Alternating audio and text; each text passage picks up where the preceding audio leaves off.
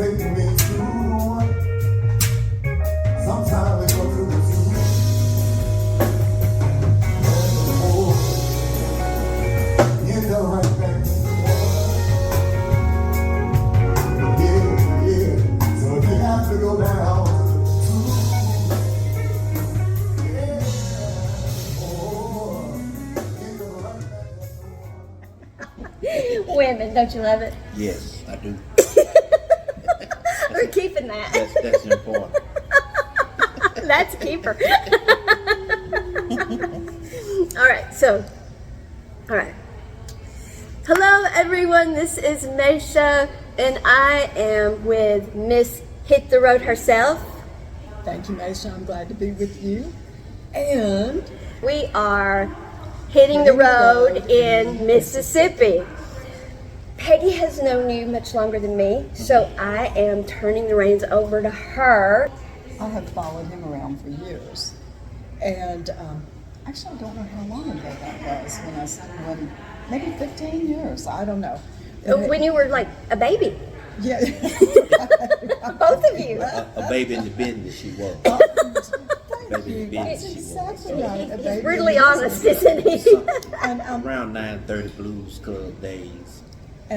exactly. And it's when I came up with the name for my company because I was working with that other girl. That's and right. She left. And so the story behind that, a baby in the industry, is exactly right. Because this guy said to me, he talked to me about working with him. And I have to say that totally freaked me out. Because knowing how good he was and knowing how I wasn't anything yet, I had to pass on that because there's nothing I can do for him. And really at that point, I don't know that I could. But so for that long, I have admired him, admired his playing, admired him being a blues man. And then to know the history of how he came about being a blues man. And I don't want to take too much of that away from him, but knowing his connection with King Edward, who I wound up being King Edward's manager, and so Eddie and King Edward, played back in the days of the Subway Lounge. So I'm actually going to get Eddie to tell you better about that. But so yes, I've known Eddie for a while. I'm just delighted at the good things that have happened for him, and some things coming up. He's going back to play Chicago Blues Festival ASAP. Yeah. And he's going to be honored by the Central Mississippi Blues Society for being his outstanding contribution to Mississippi blues. And so that's exciting. And he recently, last year, got his own blues tour marker with a couple other people mentioned on it. So Right. good stuff. Well, he is always there to support the Blues Society. Blues Monday. Always. Always. So I've got to know him through that much Exactly. better. And so he's always there for that. And then got to hear him speak at his marker unveiling and was greatly impressed at the eloquence. Which was totally honest. That was an amazing speech. An amazing speech. I have never heard him talk that much. Yeah, So it was great. Yeah, it was great. So It so that was wonderful. impressive. Yeah. So Yeah. those were amazing things. Yeah. So we are honored to be here with Mr. Eddie Cotton. And back in the day, I think he may have changed up this, but he used to be in the Cotton Club. And maybe Yes. still be. Yes, it's still the Cotton Club. Still the Cotton Mississippi Club. Cotton Club. Mississippi Cotton Club. So before we get to these fun questions, I would love for you to just talk about your connection with the legendary Mr. King Edward. We'll get you started like that, if that's okay with you. Okay, it was you see Broad Street Grocery now, I think that's what it's called now. It used to be Sam West Side. And they used to have live entertainment on Friday and Saturday nights. At the time, I had a friend by the name of Mr. Bob Eller. He was, I always say he was a conservative, Republican, ex-Marine, and he happened to be white. I was 21 years old, and he was like 67. Wow. But he played jazz guitar also. Oh. And some of the things that I've learned from him I use to this day. We were good friends. It was an odd couple, but we were very good friends. So I didn't really know nothing about the nightlife. I didn't really know you could go and hear live blues on a Saturday night in Jackson. So he hit me to my hometown. So we ended up at, there used to be a place called Colors that was in Highland Village. They used to have music back in the day at the Hilton on Caroline Road. But we ended up Sam Westside. Sonny Rydell was there that night. Oh, wow. Sonny Rydell and the JT Express. And man, you talk about had a good time. Did he have his cape on? Yes, he did. He wore yes, a cape. yes, he did. Okay, y'all gotta tell me about this because I don't know Yeah. about this. Sonny Rydell, he would wear a cape. Like Superman? Yes, and with a vest with no shirt on. Oh. And with hearts right there. But you're talking about somebody performing out of their soul. I mean, I enjoy myself. So, Wow. So the following Saturday night, I decided to go back. And I was looking for Sonny again. Okay. But King was there. Okay. So I figured out they would alternating now. At Sam's West That's Side, is that right. right? They Okay. played, Okay. and so when I walked in, I was watching King. That's the first time I ever seen Myron Bennett. And King was playing. I didn't say nothing to King, but I was the only young black guy in there. Wow. So I guess I stood out to him because the rest were, it was mostly white people there dancing to the blues on this side of town, North Jackson, at the time. Wow. So Okay. during the break, King came to me and he said, "Young man, you play guitar, don't you?" I said, "Yes, I play guitar." He said, "I know you do." He said, "I could tell the way you were looking at my guitar." Musician. It sounds like And, King. and, and King did something that was very unique. How you gonna ask a young man that you don't know to come up and play a song Right. with you? You don't even know if you can play, really. You don't no. even know if he can play. So King Edward asked me to come up and play a song with him. Oh. And Wow. he didn't know at the time the level I could play on. But when they started playing, I got in where I fitted in, and we had a good time. I think he played Thriller's Gone and Shotgun. Wow. And when I played, he liked very much what I was doing.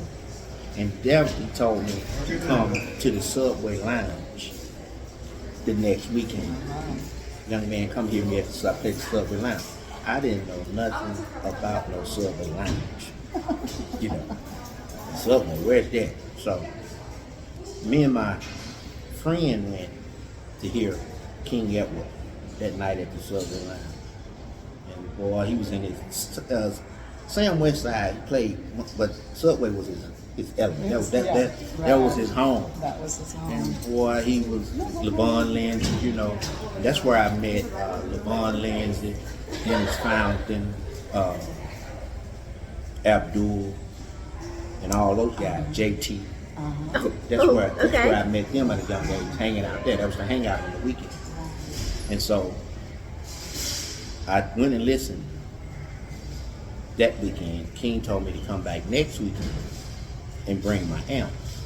So I took my amp the following weekend and sat in with the band the whole set, the whole night, just played with them. Wow. And Jimmy King told him that night to hire that young man. Oh, is that right? Yeah, so I was one of the few young bluesmen that were hired at the Subway Lounge. I didn't just play there, I was hired there. All right. And, they would alternate the bands with King Edward and the House Rockers at the time. I ended up, Abdul in that crew. be honest with you, Abdul didn't sing with a band. He was there sitting in when he grew. Oh, okay. Yeah. Okay. Oh, okay. LeVon Lindsay sang Yeah. with both bands. Okay. He was a star singer there. Okay. And so sometime I would play with King Edward, and when the House Rockers needed me, I would play with them. So I ended up playing with both. And then sometime King Edward would have to go out of town to festivals. And I would put the band together for Jimmy. And that's when Abdul would play bass for me. And we had Charlie Jenkins on drums, and we still had the lead singer there, Abdul. That's when Patrice Mansell was there. She was on Dennis Fountain. So that's how I met those guys. I'm not, as old as those guys. Right. I was a young man. You were the young guy. Yeah, the young guy that was coming up at the time. And so King Edward, I will be forever grateful for him. I did not realize where I was. But this man saved me a whole lot of time and years by putting me at the Subway Lounge. Wow, that is amazing. You know, and I think that you don't mind this, but a lot of your guitar licks sound like King Edward. Well, when I Yes. got to the Subway Lounge, I was playing a lot of jazz. Oh wow! I had this, I was playing jazz ensemble under Dr. Russell Thomas, Oh, who at Jackson plays, State. who plays at Right. Blue Monday. Monday. Yeah. And the people don't know who Russell Thomas is. That man has sent more people to school for Right. music. He Right. gave me a full scholarship Right. at Jackson State. So Dr. Russell Thomas, the reason I met King Edward, because I understood other genres by being in the jazz ensemble at Jackson State. And I thank Dr. Russell Thomas for that. That opened my eyes to a whole lot of stuff. But I was playing jazz at the time, and I was trying to find a sound. I was trying to find myself. So when I came to Subway, I was playing rhythm guitar for King. And when I would get my solos, I would play. But I tell young players that now, they wasn't going anywhere. And King was, and you don't have to edit this, King was kicking my ass. Over there, he was biting his lip and pulling on that thing. Every time he pull on that thing with that aggressive sound, gritty sound, people were talking back to him. And so I sold the guitar I had and went and bought me a Telecaster. Oh. And it was on from there. Oh, it and I remember Rick, the night I bought the Telecaster in, Rick Lewis was messing with me. He's back on the drum. King kicked that ass, didn't he? He kicked that ass when he got your guitar. Well, yeah. But he was right, and it was all about learning. And so that's where I developed my sound. Through listening to, that's what I wanted. What King was doing. That's the sound that I needed with that cutting edge. So. Well, and I was not familiar with King Edward. I was familiar with you because I'd heard you. So when I first heard King Edward, I was like, oh my God, that's where Eddie learned to play. And Peggy's like, yes. And then John had told me yes, and because indistinguishable to me. If I close my eyes and listen to the two of you, I can't tell the difference. And because you play so much alike, and that is a compliment. Yeah, it is a compliment. I'm trying to tell you I'm playing like King Edward. Yeah, I mean it as a compliment. Because he taught me tone, the tone that I needed. Right. Is what I got from him. And that's what I mean by that is, as a musician, that's what I hear. I'm like, oh my gosh, whoa, which one is that? And I have to look because that is, the sound is just there. You all have that sound, and it's the King Edward sound, but to me it's the Eddie Cotton sound. So Well, I have to tell a tattletale story on King Edward. Okay. King Edward, I love you, but he's really bad about taking over. oh, King Edward taking over? Oh. No. Yes. Miss Peggy. So- Miss Peggy. So Eddie was nice enough to have King Edward come out to the Mad Grill when he was playing, a series out there. And so he had King Edward up there and was going to feature him. In his same normal self. It was just like, I'm going to kick Eddie's ass. Well, he didn't say that, but he did it. I mean, he was trying. Yeah, that's Right, because that's what he does. But, yeah. How So, funny. How funny. and so the reason you probably didn't know about the Subway and all that stuff was because you were coming out of church music. Is that right? You didn't go hang out? Well, it was a lot of people that weren't necessarily in church, didn't know about the Subway. That was young and black, Okay. and because most of the people were white, and it was the black people that were there. They had been knowing about the Subway.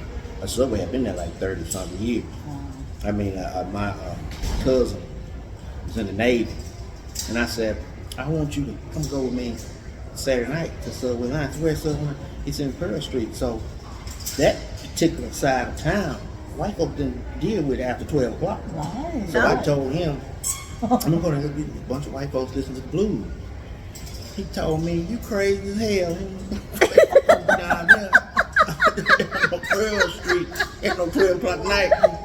And so when we pulled up, and he saw that line outside, he saw the clientele, he looked at me and said, I've been all around this world with his neighbors. I'll be damned. I never seen nothing like that. It was a treasure. And Yeah. Only in Mississippi. and when Uncle John started working with me, I don't think he knew about it. And that was a spot Yeah. every weekend, Friday and Saturday. You know. So, Wow. and I learned, I got my blues education in me. So when you come down to the blues show and what works in the blues, Yeah. I learned it from those kids. Even J.T. Watkins at the time, you know. Yeah. Wow. Yeah. JT. And one thing I learned, J.T., and other bands that were out at the time, artists, for some reason, even I was in that state of mind, that you couldn't get a record deal or CD unless a record label did it for you. Right. And I found out that them guys, when I met these guys already had their CDs and things. They were doing them themselves. Wow. Yeah. So that's when I found out about independent art. Independent. That's right. They were already doing it. So that was a great Wow. inspiration to me. I was like, oh, you don't have to wait on nobody. Right. Do your own. Wow. And that stuck with me. That was because being the Subway Lounge around people that were in the business that didn't necessarily have what we want to consider record labels. Right. You know, Wow. which is another story. And so, like, what year would that be that they were doing independent? Now that you've said it, I'm It was latched onto it. 1991. 91, doing independent label That's stuff. right, doing it then. 91, Wow. 92. You had bands around like, you remember jam sessions they used to have on Tuesday nights at George Street? I went to it. You remember Yeah. Fender Benders and, Yeah, and all those yeah. I guys? went to the You know, George Street. those guys were recording then, you know. So they used to have Tuesday night jams at George Street Grocery. Yeah. Back in, that's where we used to hang out there too, on Tuesday nights. I think I came along at George Street after maybe you weren't hanging out in there anymore because I didn't really know you from there. But that was a great place. Yeah, The jam was George Street, Poets, even Joker's Tavern at the time was good live entertainment. You could, go get live entertainment. What would you like the world to know about Eddie Cotton that they may not know? I've been out here a long time, and my band, we try to play the best blues that we can play. That's what I'm pushing. The Mississippi Cotton Club is a group of musicians that come together. We are friends also. And we come together to study music and to create music. So that's what we're about.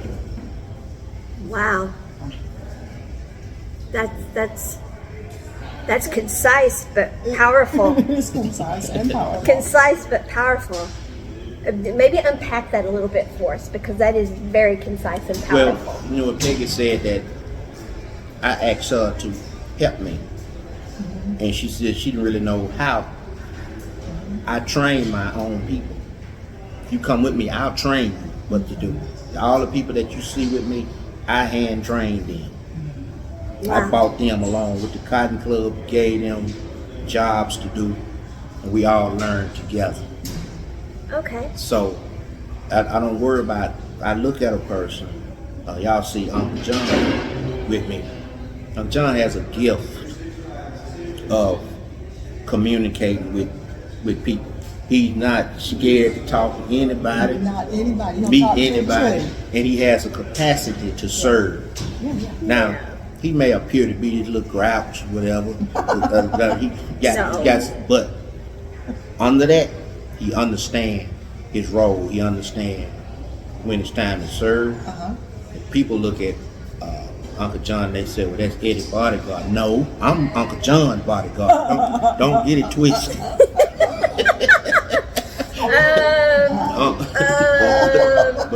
If you say so. Yeah, but he's perfect for me. I hand trained Uncle John, and you see musicians playing with me like my harp player, Carlos Russell. Love Carlos. He may not be for you or you, but I trained him. I trained him for what I want him to do. All of my musicians are retrained to do what, you know. Everybody needs a Carlos. Every group needs a Carlos. We have said that. We have determined. We know other people that have determined. Yeah. If you watch Eddie Cotton and you watch for very long, you're like, every group needs a Carlos. And let me tell you what other roles that he played in traveling with us. He's more than somebody on stage. He studies music under me. I teach these people, I train them. He studies music under me. But if we're out there on the road, Carlos is a handyman from heaven. The man can fix anything. We out there on the road. MacGyver Carlos. Thank you. And that van break down, everybody else stand on the side and talk, and he'll be up under that sucker or whatever he have to do to get us going, to get back. So so when people look at people and they try to size them up, you need to know what you're talking about. Yeah. You know, when you're trying to, people have tried to, what about the clapper? Well, I'm gonna tell you something. You wish you were the clapper. Don't you know it? He's amazing. What he does is so incredible. And you don't know where he came from, how far he came, but you don't know that man.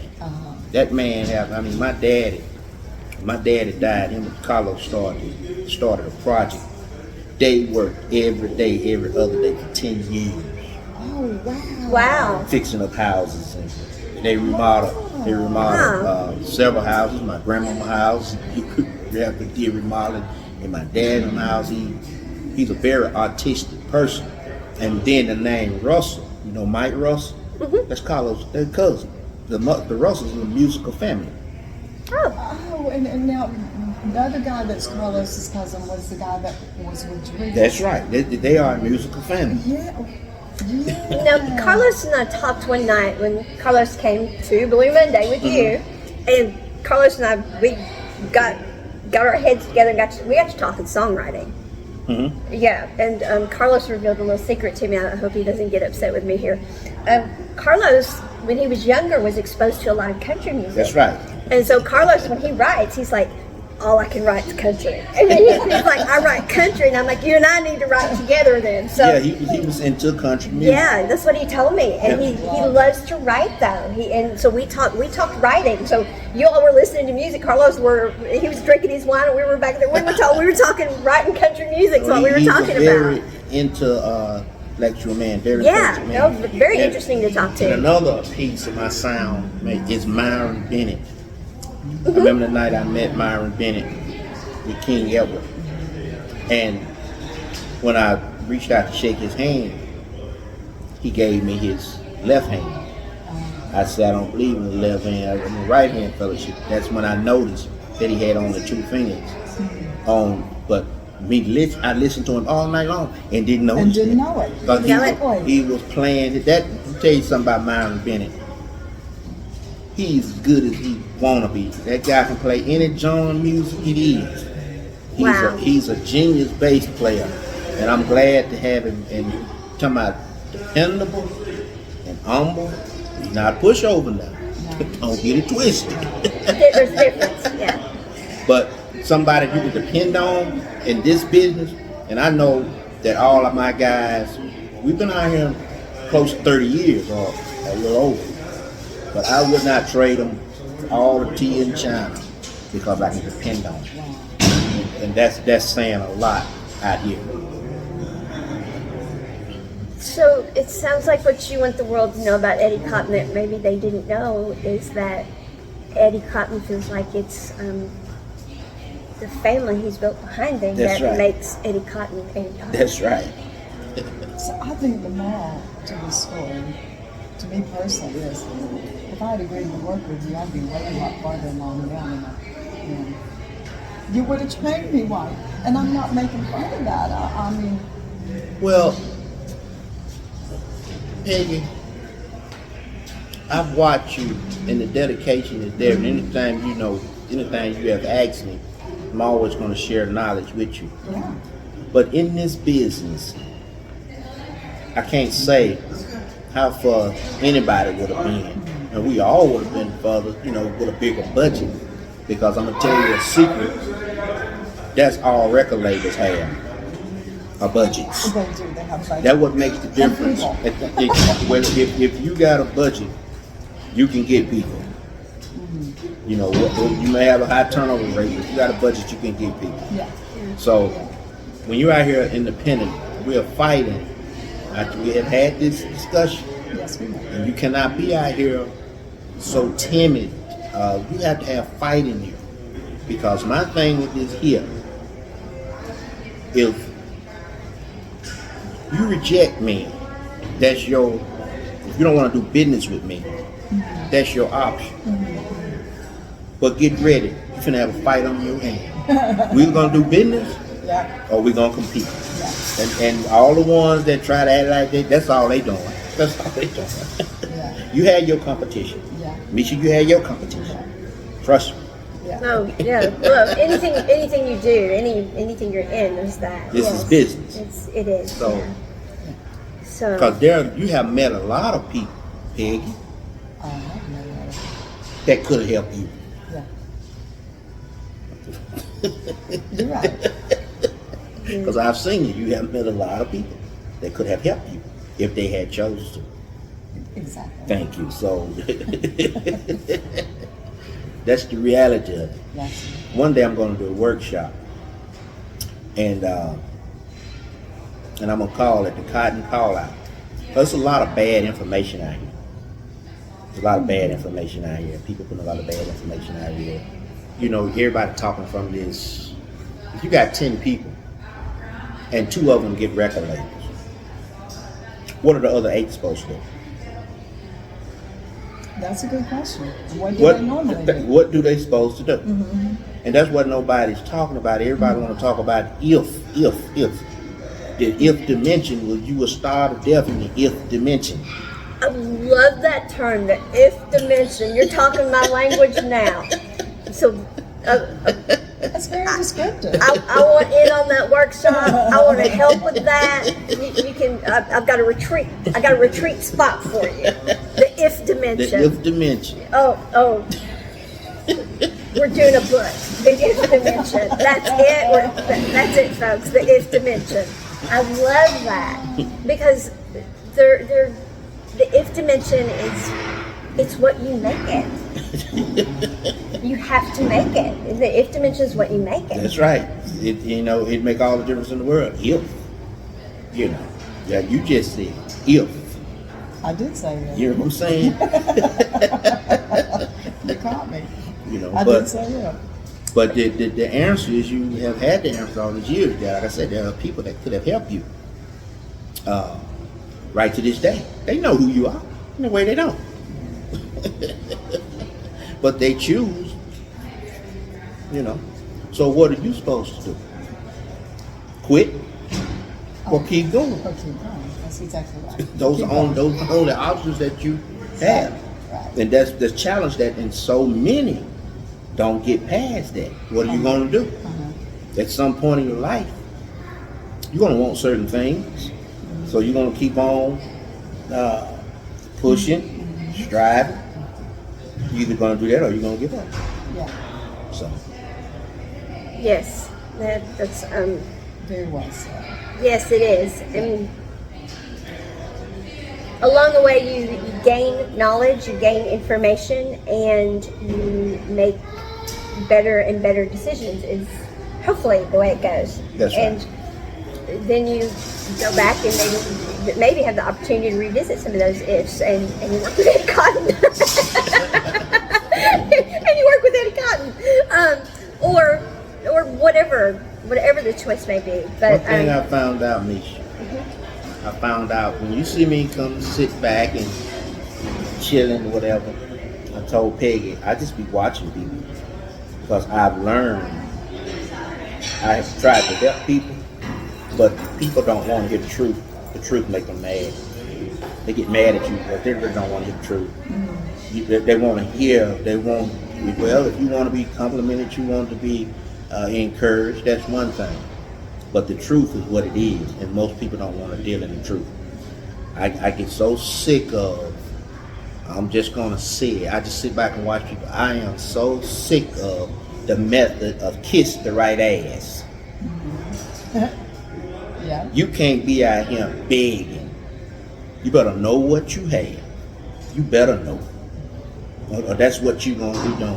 And that's why people run over people. That's why there's no loyalty. And when it boils down to it, there's nobody to blame but the artists. They are the reason. Its own level of conscious awareness. Yeah. It's where you're at, your level of consciousness, what you're aware of, and what you're not aware of, you're not aware of. And so, yes, you're right. If you're not ready to know, if you're not ready to hear, you can tell them they're not going to hear it. They're not going to hear it because they don't want to. Right. But the truth going to stand on its own. Yeah. So if you're trying to fight the truth, you fighting a losing battle. Yeah. Wow. Yeah. Wow. So I think another thing then that you're letting the world know about Eddie Cotton is that you don't say a lot sometimes, but when you do, it's from a place of true contemplation and observation. I've lived it. Well, I watched you at Blue Monday, and I've said this to Peggy. I'm like, I didn't know what to make of Eddie because I hadn't been around you much. I said, so I've watched him, and I like him. So I've watched him, and I said he's good people. I've watched him, and he's got good energy. I've watched him, and he's good people.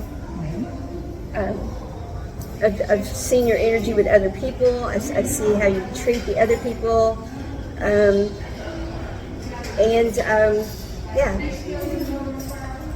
You're always there. You're always supportive of the event. There aren't a lot of artists of your caliber that are at Blue Monday all the time. You know, that are back and there. I'm there to learn. You know what I'm saying? People want to play all the time. Sometimes you need to sit and learn. That's why I say you can learn what to do, and you can learn what not to do. You know, it's I've learned from just sitting back watching and trying to, observe what's going on. Other than the fact that I love being around music. I love, I love the other people play. Good or bad. Well, and your being there is so motivating to people too. People can walk right up to you. You're accessible to everyone. I've never seen you turn anyone away, and everyone walks right up to you. You're friendly to everyone, and that's very inspiring and motivating to talk to everyone. I mean, there's every level of person that's in the place says Eddie Cotton, just like Eddie Cotton is their best friend. Oh, Eddie's here, Eddie's here, Eddie's here. And a lot of the international people that come through. Yes. When you say Eddie Cotton's coming through, because they've heard of you. I mean, Right. And they always go, is he going to play? Well, no, he's not going to play, but he's here. But he's here, yeah. Well, and that kind of blows their mind even more. Is why would he be here and not play? What do you mean he just sits back there? I mean that can't be. So. And enjoy myself. Yeah. Because I have enough to do. You know what I'm saying? And who knows? One night, if the energy is right and the situation right, I just may play. You know what I'm saying? I know I can if I want to, but Oh, absolutely. other than that, I'm just here to have a good time. Because I love this. It's what I do. I love it. I think some of those international people think you mean you all aren't letting Eddie Cotton play. I think that's how they take it. No, that's not the case. One night at Blue Monday, when King Edward was playing, and he was doing our front porch segment, and somebody had been playing bass with him, and I don't know if they quit or what it was, but Eddie came over, and grabbed the bass and started playing the bass with King Edward playing the guitar. King Edward lit up, and it's just like it set him on fire.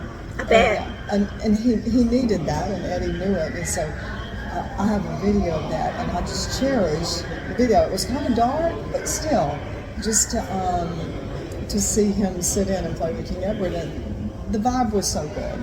And it was just, so yeah, as he says, he may come and surprise us some night and play, and we're all going to go, oh, what? That's going to be great. But he did that for King Edward. When I was coming up, Peg, I played behind my daddy until he died. I came up playing in the church.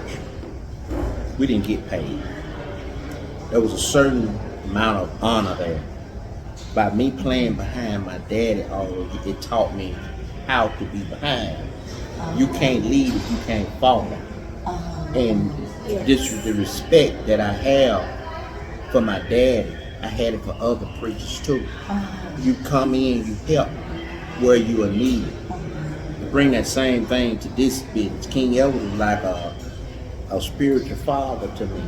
And it's not that I'm trying to say, but there's no way I would see him in trouble in an entertainment situation and would not help him for what he's done to me. It's in an entertainment situation, depending on, there's nobody I wouldn't help if they're in a bind, because we all could be at a time. You never know what's going to happen, but especially a man like King Edward in the way in the world. Now, anybody else, you can say what you want to say. If Eddie there, he got King Edward back. So we're going to make it work. Eddie did have King Edward's back. He came to the Governor's Excellence Awards. Yes. And King Edward was receiving one. And Eddie was so nice to push King Edward up the ramp, which was, difficult. A job.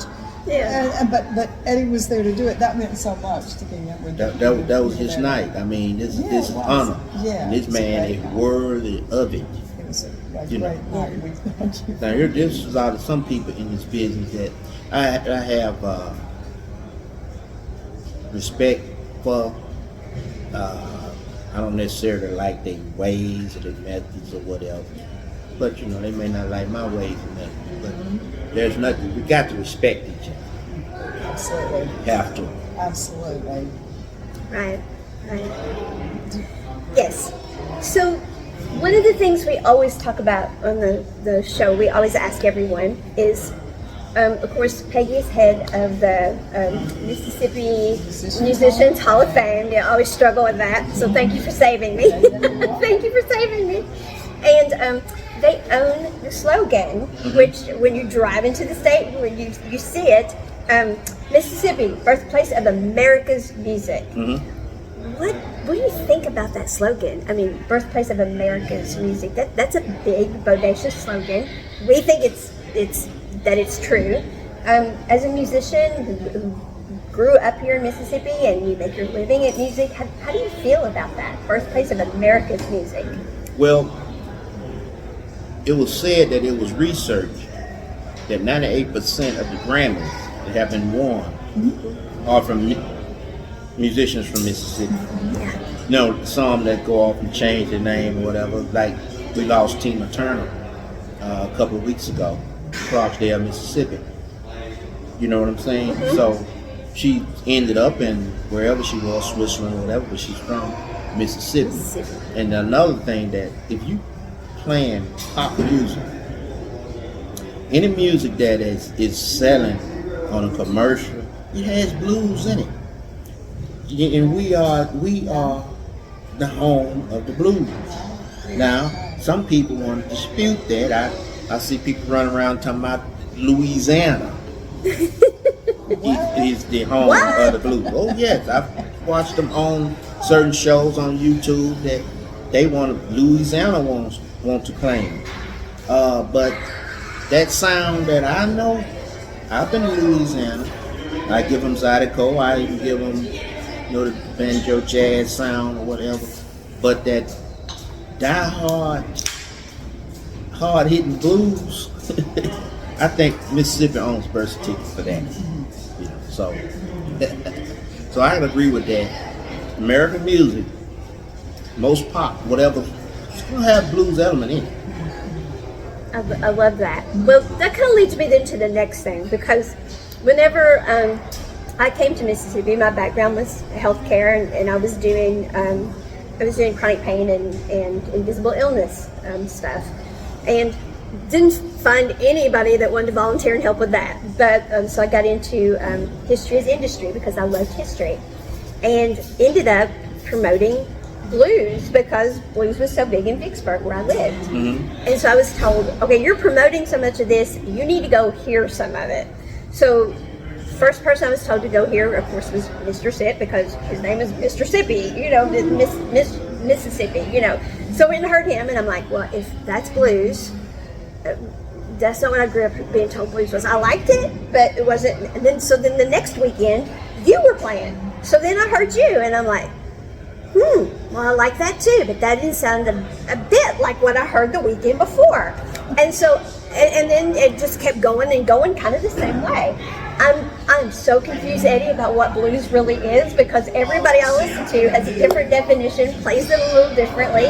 And so coming from where Jimmy Rogers was blues, where I grew up, you know, all around the water tank, you know, that's what we play for blues. So, I find it very confusing what blues is, and so I asked all the blues artists this: Can you give me some? What do you call blues? I would love to hear. And the baby's got the blues right now, and it's crying. But to me, Maysha, you have a format: 1, 4, and 5. Right. Which is music theory. 1, Right. 4, and 5. To me, the blues is not so much of a sound, but a sound played with a feeling. The blues is a feeling. A feeling. It's a feeling. I mean, you could play Stormy Monday, Every Day I Had the Blues, but if that feel is not there, I'm just playing a song that's supposed to be in the blues genre. It's that feel what you want. I agree with that, and that is why I think that so many of you came from church, and make sure that you get back in church on Sunday mornings, that you get back from your gigs and make church on Sunday morning, because church has that feeling too. It's a spiritual. I mean, I'm in the Church of God in Christ. I know for that the spirituality of the level of music can be played on, where you don't have to ask nobody to move. You can play music on a level, and they can't be still. They can't be still. Right. They can't be still. So that's why we have the ability as Mississippi Cotton Club.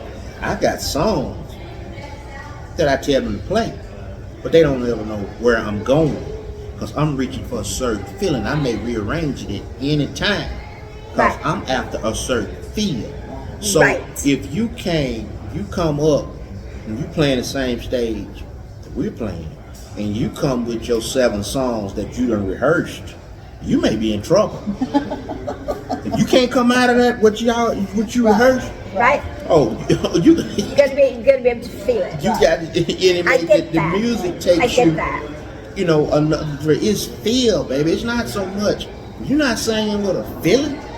You're not playing with that feeling. That's what makes the difference. So if you say blues, that it's not you getting that. It's a sound. Anybody got a sound, but do anybody have a feeling? And see, that's the difference. See, I get that, and that's why I think that I'm not confused about it when I hear it, and I'm like, that's blues, because I get the feeling part. But it's when somebody wants to say it's got to be a certain formula, then I'm like, then it's in a box, and it's never going to grow. It's never going to. Then it's the same thing all the time. But several artists can play and sound very different and have the same feeling, and it's blues. And so, and I enjoy all of it. And I'm like, that's blues. That's got that feeling. Take jazz. Jazz is intellectual. They want to use a lot of theory. They trying to hear. But I don't care what kind of jazz you playing, you may put me to sleep. But if your jazz don't have that feel, Yeah. if you playing good jazz, It's got I feeling. feel some blues in it. I agree. If it's Agree. good, Yes. you know, Yeah. that goes to church.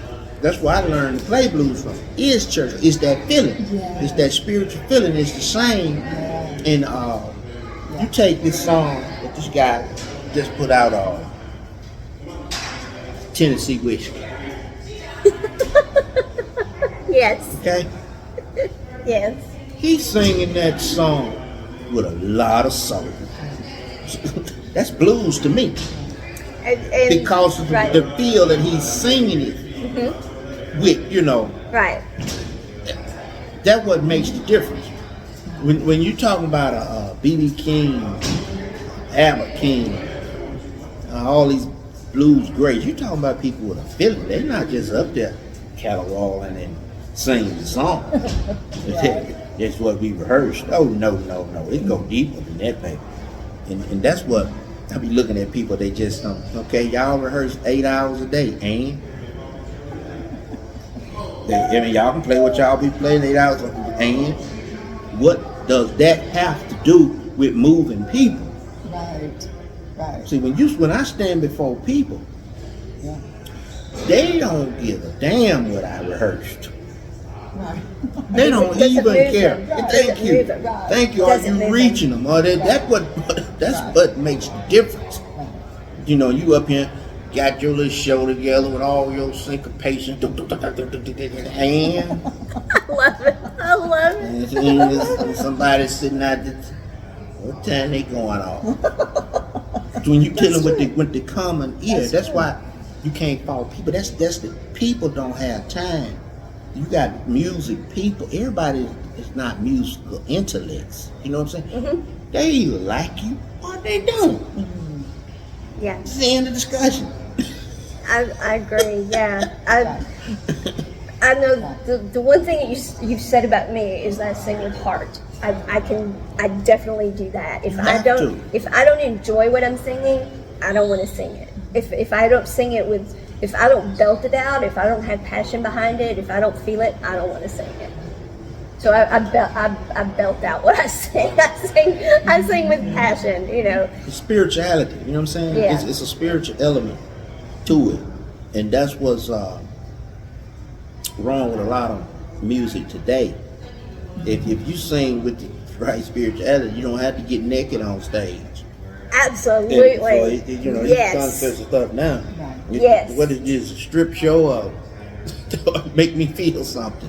Yeah, You know, and you that don't was- have to be raunchy. You don't have to Thank be you. that. Yeah, I You do not you don't have to be. do that. You know, absolutely. If you are playing from your soul, that is entertainment. I Thank don't you. have to, you know, I Yes. understand that, you know, what they want to consider, I'm an entertainer, well, whatever, you know. But, Thank you. Yes, I'm right there with good you. music is entertainment. Yeah, I know Miss Dorothy Moore and I, we talked, and she went through all these songs that she had recorded, and I'm like, I do that song, I do that song, I do that song, and because they were all country songs, and she was, and why aren't you singing it Blue Monday?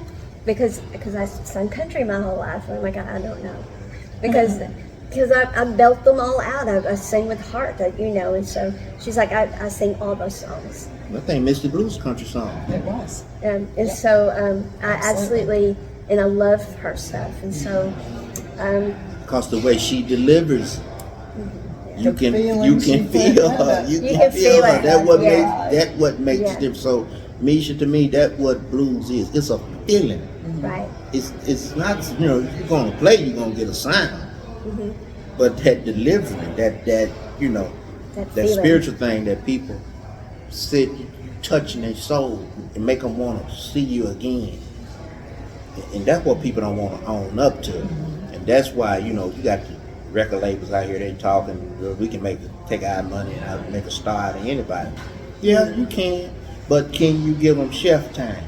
No, you can't. Right. Yeah, I can do only so much for you, but when you stand in front of that audience, you on your own, baby.